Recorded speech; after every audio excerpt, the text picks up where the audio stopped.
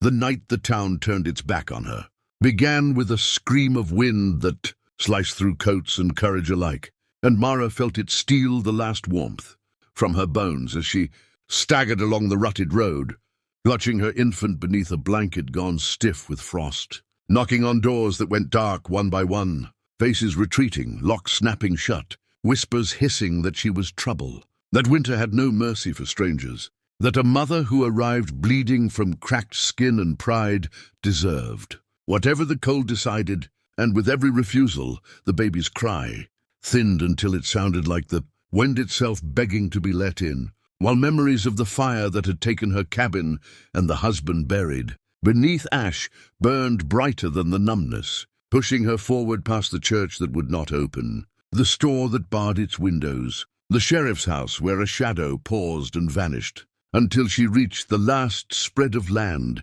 before the open prairie, a ranch gate half buried in snow, its lantern still lit, swaying like a dare. And when she knocked, her knuckles split, blood blackening on the wood.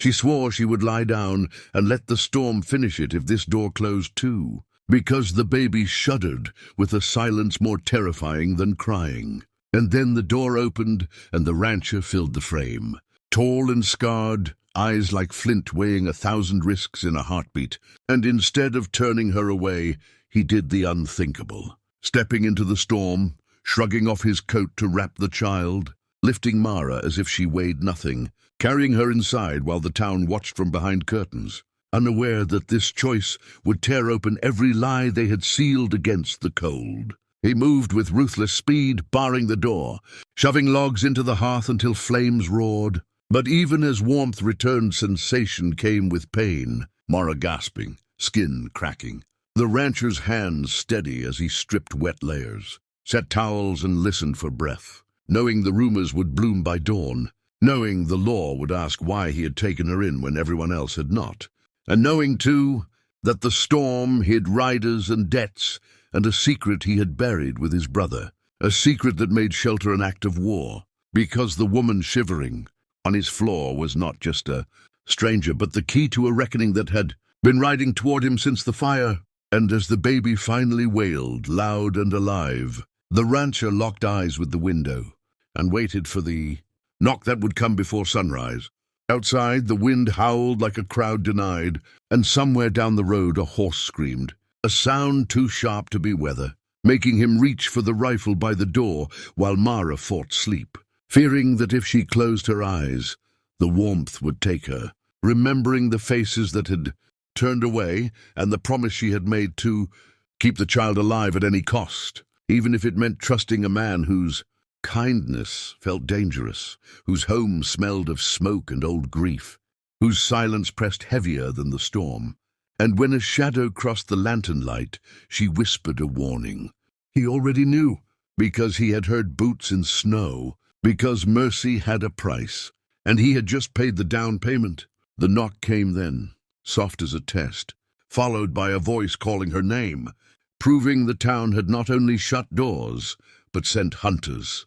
And as the rancher chambered around and met Mara's gaze, a pact passed between them without words, survival braided with defiance, the fire popping like gunshots, the baby breathing, the storm waiting, and the night tightening its grip, promising that whatever crossed that threshold would change all of them forever. He opened the door a crack and smiled into the dark, daring fate to step inside. Snow hissed as time held its breath, and the choice was made. Nothing in that house would ever be closed again. The storm listened, so did the men outside. Morning would judge them all. The fire burned on, alive indeed. The voice outside spoke her name again, syrup smooth and certain, and Mara's heart slammed so hard she feared it would wake the baby now sleeping against the rancher's chest, wrapped in borrowed wool. While the men beyond, the door shifted and snow crunched, with the patient confidence of those who believed they owned the ending. And the rancher answered them with calm that felt like a blade laid flat, telling them to leave before the storm worsened, knowing they would not, because the town had already decided Mara was currency, a witness to the fire that had erased a ledger and a lie. And when the first man tried the handle, the rancher fired a warning shot into the drift, the sound cracking the night open, sending birds screaming from the eaves, forcing the truth into the open as shouted threats named debts and arson and a child that wasn't supposed to exist. And Mara remembered the flames licking the walls, remembered a stranger's silhouette cutting the lock, remembered hiding the baby beneath the floorboards while smoke choked the room. And she knew then why the doors had closed. Because fear spreads faster than fire. Because the rancher's brother had died in that blaze. Because saving her now meant confessing what he had buried with the ashes. And as the men advanced anyway, he barred the door and dragged a table across, shouting for Mara to take the baby and run through the back. But she shook her head, teeth chattering, refusing to trade one storm for another, and instead she told him the truth in a rush, that the fire was meant to kill her, that the baby's father had signed the papers that night, that the town's leaders were tied to the land grab, that the men outside would not stop until silence returned.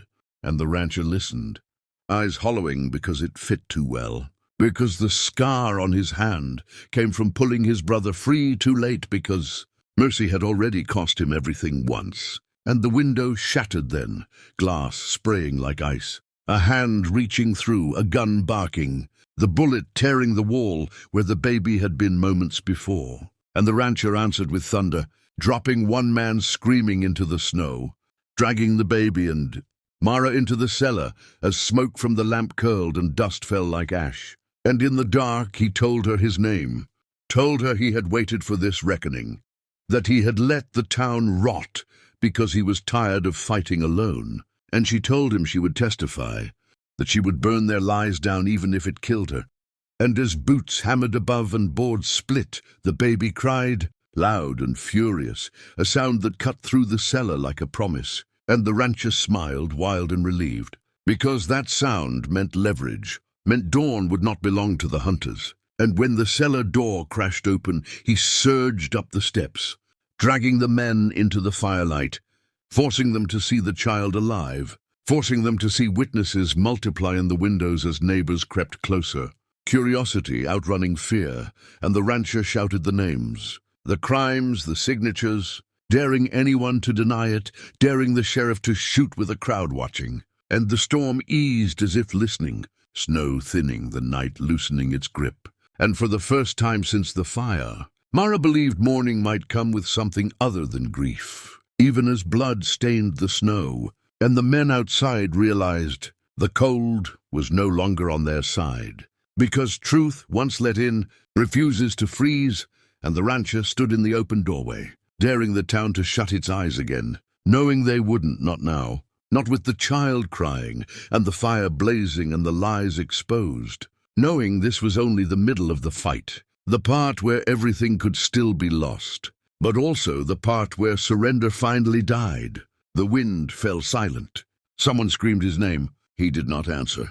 He waited. He had chosen. This was the cost. Dawn came hard and pale, exposing the ranch yard like a crime scene scrubbed by cold light. And with it arrived the sheriff, and a knot of townsfolk who had slept.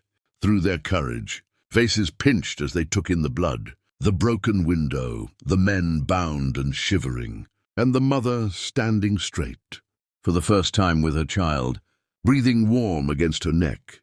And when the sheriff reached for his cuffs, the rancher stopped him with a look that carried years of buried fury, forcing him to listen as Mara spoke, her voice steady despite the tremor in her hands, naming the fire as murder, naming the land deeds forged, naming the men who had closed their doors because they were paid to forget. And the shock rippled outward as neighbors recognized signatures and lies, recognized their own complicity, while the baby yawned and slept through history changing. And when one of the captured men lunged in desperation, the rancher ended it with a single blow. Not lethal, just final, because violence had already had its say, and truth would finish the job. And by noon the sheriff was no longer in charge, deputies arriving from the county seat, warrants read aloud like confessions, the church doors opening at last, only to find no forgiveness waiting inside.